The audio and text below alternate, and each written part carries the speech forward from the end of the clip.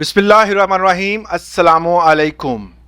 Registry और इंतकाल की फ़ीसों के हवाले से पंजाब लेवल पर रियल स्टेट से वाबस्ता दोस्त अहबाब हमेशा ये परेशान रहते हैं कि अगर कोई भी प्रॉपर्टी या कोई मकान वगैरह या कोई ज़री ज़मीन अगर हम सेल करते हैं तो उसमें सबसे अहम मरहला जो होता है वो ये होता है कि आपने ये प्रॉपर्टी जब सेल किया तो उसकी रजिस्ट्रेशन कैसे करवानी है, मलकियत लेनी कैसे है। और मलकियत के हवाले से हुकूमत पाकिस्तान में जो चार्जेस रखे गए हैं वो दो तरह के हैं।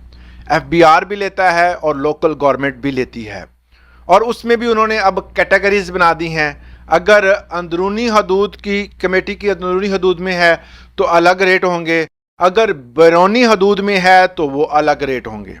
हम दोनों रेट्स को आज की वीडियो में डिटेल के साथ डिस्कस करने वाले हैं। अगर आप हमारे चैनल पे नए हैं इसको सब्सक्राइब ज़रूर किया करें। तकरीबन 90% दोस्त देखते हैं, सब्सक्राइब नहीं करते। अगर आप करेंगे तो इन्फॉर्मेशन ज़्यादा दोस्तों तक पहुंचेगी। अब बात करते हैं कि अंदरूनी हदूद और कमेटी की, उस पर कौन कौन से टैक्स हैं। अगर आप रजिस्ट्री करवाते हैं तो आपको कौन कौन से टैक्स देने पड़ेंगे। इसमें नंबर 1 पे स्टाम्प ड्यूटी है। अगर आपने अंदरूनी हदूद कमेटी की जो उसमें अगर कोई भी प्लॉट परचेज करते हैं तो आपको 1% स्टैंप ड्यूटी पे करनी पड़ेगी। अब कुछ दोस्त इस हवाले से परेशान हो जाएंगे और वो पूछेंगे जी स्टैंप ड्यूटी कैसे पे करनी है, इसका वॉचर कहाँ से मिलेगा, किस जगह पर जमा होनी है। तो मैं इसका आसान हल आपको बता देता हूँ कि आपने किसी भी दफ्तर में जो कि करीब तर हो ज़िला कचहरी के, वहाँ पर अक्सर वसीकिया नवीस बैठे होते हैं जो रजिस्ट्री को तहरीर करते हैं। उनसे कहें एक चालान बना के दें अगर आप खुद इसकी पैरवी करना चाहते हैं। मगर आजकल जो कुछ ऐसे दोस्त हैं जो कहते हैं जी हमें पैसे दें, रजिस्ट्री हम खुद ही करवा देंगे। अगर आप खुद करवाएंगे, सारे टैक्स खुद पे करेंगे तो आपको काफ़ी हद तक बचत भी हो जाएगी और समझ भी आ जाएगी कि कितने टैक्स देने पड़ते हैं। तो इसमें अंदरूनी हदूद में अगर आप स्टैंप ड्यूटी पे करते हैं तो वो है 1%। वॉचर निकला, आपने जाकर पंजाब बैंक की ब्रांच में जाकर आपने फीस पे करनी है। वहाँ से आपको 3 अदद जो है वो स्टैंप पेपर मिल जाएंगे। एक के ऊपर जो है लोगो मौजूद होता है, बाकी जो पेपर होंगे वो नीट होते हैं मगर उस पर नंबरिंग मौजूद होती है और उसके अक्स भी होता है गवर्नमेंट ऑफ पंजाब का। यहां तक समझ आ गई। नंबर 2 पे आपने कमेटी की फीस अदा करनी है। अब कमेटी की स्टैंप ड्यूटी आपने पे की, उसके बाद कमेटी की फीस जो होती है वो आप जब उस पर तहरीर लिख लेते हैं, हदूद अरबा लिखते हैं, कहां पर वाक़या है, राइट पर क्या है, लेफ्ट पर क्या है, आगे आपके सड़क है या बैकग्राउंड पे सड़क है, और कौन सी लोकेशन पे मौजूद है, किस बंदे से खरीद रहे हैं और कितने में खरीद रहे हैं। उसके बाद आपने कमेटी जाना है, वहां पर जाकर वो उसकी तस्दीक करके स्टैंप लगा देंगे और 1% के लिए जो वाउचर जनरेट किए होंगे कमेटी के वो आपने पे करने होंगे। वो भी आपने बैंक में अदा कर दिए। उसके बाद असल टैक्सों की बारी तो अब आई है।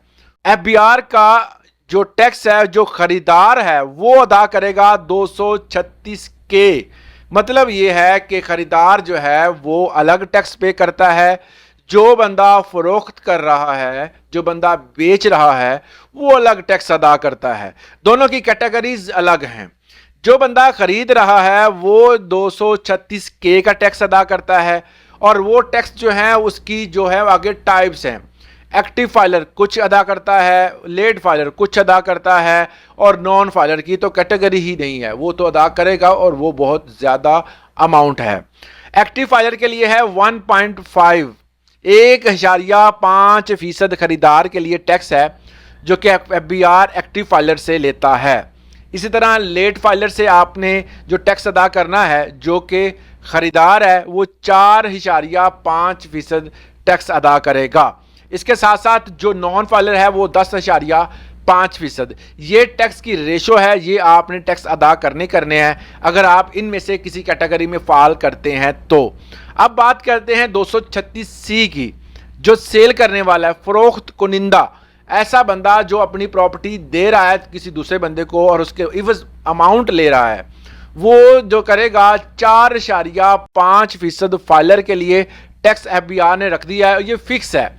और ये आपने देना ही देना है। इसके साथ अगर आप लेट फाइलर हैं तो आपने जो टैक्स देना है वो 7.5 7.5। ये उर्दू में इसलिए बताता हूं कि हमारी कम्युनिटी तो उर्दू जानती है, ये इंग्लिश के वर्ड में कोशिश करता हूं कम से कम इस्तेमाल करूं ताकि हर आम और ख़ास बंदे को समझ आ जाए।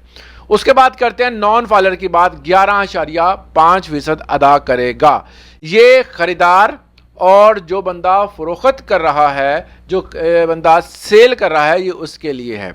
अब आ जाते हैं PLRA की फीस जो है वो 3,000 रुपये है। पंजाब लैंड रेवेन्यू अथॉरिटी जो है ये PLRA जो है वो टैक्स लेती है 3,000 रुपये। अगर मालियत 5 लाख की रजिस्ट्रेशन आपने करवाई है, अगर 5 लाख तक है तो आप 500 करवाएंगे, अगर इससे तजावुज़ करती है तो 1,000 आपने टैक्स देना होगा। ये टैक्स की भी आपको समझ आ गई। अब इसके अलावा अगर आपकी प्रॉपर्टी जो है वो अंदरून की बजाय बैरून में है, बैरून कमेटी हदूद, तो उसमें जो स्टैंप ड्यूटी है वो 3% हो जाती है। स्टैंप ड्यूटी 3% आपने अदा करनी है। इसके साथ साथ जिला कौंसल की फीस जो है वो आपने 1% अदा करनी है। उसमें जो था कमेटी की फीस 1% थी, यहां जिला कौंसल की फीस होगी वो अलग होती है। FBR की वही फीसें जो हैं वो जो एक बंदा अंदरूनी हदूद में अदा करता है, जो कि FBR खरीदार के लिए, FBR खरीदार के लिए जो है एक्टिव फाइलर होगा तो 1.5, अगर लेट फाइलर होगा तो 4.5, अगर वो नॉन फाइलर होगा तो 10.5% वो टैक्स अदा करेगा। इसके साथ ही अगर फरोख्त कुनिंदा है, अगर वो प्रॉपर्टी बेच रहा है तो एक्टिव फाइलर होगा तो 4.5, लेट फाइलर होगा तो 7.5, नॉन फाइलर होगा तो 11.5।